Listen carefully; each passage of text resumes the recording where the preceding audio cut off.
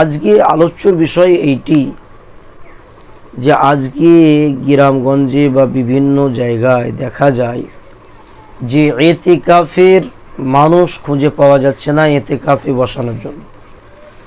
আর গ্রামের মানুষ এবং মসজিদের কর্তৃপক্ষ তারা মনে করে যে এটা তো মাজুর, বেকার, মানে কমজোর দুর্বল চাচাদের কাজ, তারা তো ইতিকাফে থাকবে।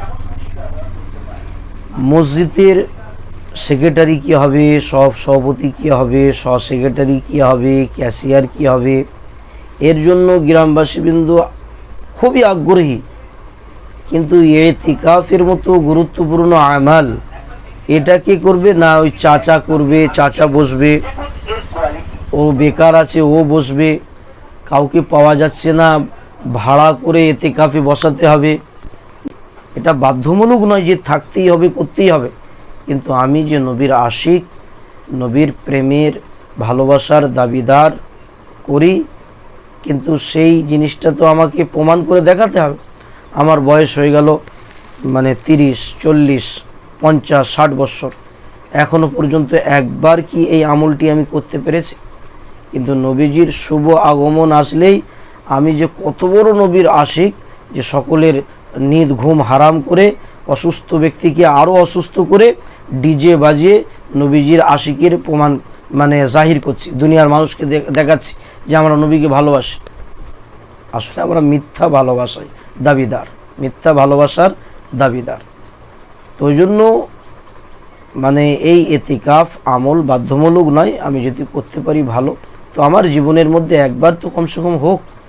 আম্মাজান আয়েশা রাদিয়াল্লাহু আনহা থেকে রেওয়ায়েত আছে যে আল্লাহ নবী সাল্লাল্লাহু আলাইহি ওয়াসাল্লাম বলেছেন, যে তিনি রেওয়ায়েত করছেন, বলছেন যে ইতিকাফুল আশরা আল আওয়াখির মিন রমাজান, যে আল্লাহ নবী সাল্লাল্লাহু আলাইহি ওয়াসাল্লাম রমজানের শেষ দশকে তিনি ইতিকাফ করতেন।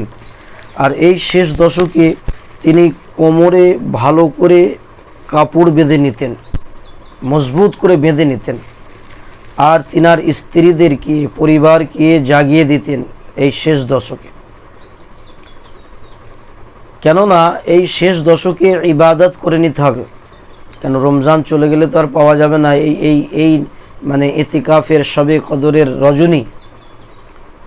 তো ওই জন্য আল্লাহ নবী সাল্লাল্লাহু আলাইহি ওয়াসাল্লাম মানে খুব বেশি আগ্রহী, অগ্রগামী দেখিয়েছেন এবং নিজের পরিবারকেও ওই আমলের উপরে খাড়া করিয়েছিলেন, রাত্রি জাগরণ করে ইবাদতের মধ্যে দাঁড় করিয়েছিলেন।